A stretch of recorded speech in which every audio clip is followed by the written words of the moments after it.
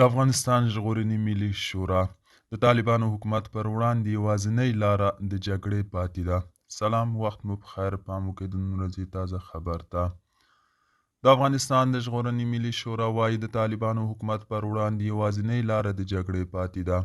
یادې شورا په یو خبره کړې وینا پاڼې کې ویلي د طالبانو تر واک لاندې افغانستان یو مشروع نظام نه لري او له مخالفو سیاسي لوري غوښتل شوي چې د دیو پر وړاندې یو موټی شي.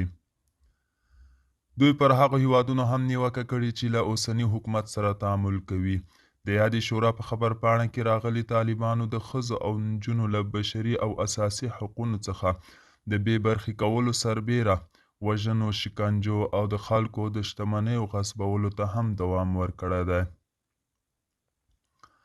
دې شورا هغه هیوادونو ته چې له طالبانو سره بیلابیل اقتصادي تړونونه کوي خبرداری ورکړی چې دغه تړونونه ناروا دي او طالبان له دغو تړونونو څخه د تاوتریخوالي او ترهګرۍ د ودې لپاره ګټه اخلي. دوستانو، دا و د نن ورځې چمتو کلی خبر. تر بیا هم په الله سپارم. ښې چارې، ښه وخت.